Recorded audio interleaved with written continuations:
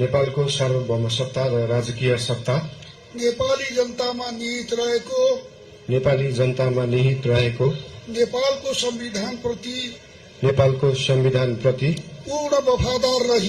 पूर्ण वफादार रही सत्यनिष्ठापूर्वक प्रतिज्ञा गर्दै ईश्वर, देश र जनताको नाममा शपथ लिन्छु कि प्रधानमन्त्री पदको जिम्मेवारी प्रचलित कानूनको पालना गरी मुलुक र जनताको भलो चिताई कसैको डर नमानी पक्षपात नगरी पूर्वाग्रह वा खराब भावना नलिई ईमानदारीका साथ गर्नेछु र आफ्नो कर्तव्य पालनको सिलसिलामा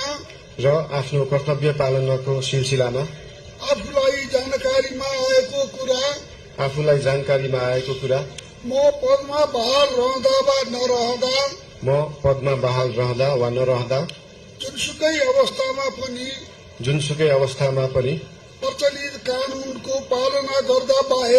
प्रचलित कानूनको पालना गर्दा बाहेक अरू अवस्थामा कुनै किसिमबाट पनि प्रकट वा संकेत गर्ने छैन। धन्यवाद। यसपछि नवनियुक्त सम्माननीय प्रधानमन्त्रीज्यूलाई आफ्नो आसनमा रही शपथ पत्रमा हस्ताक्षर गरिदिनु हुन अनुरोध गर्दछु।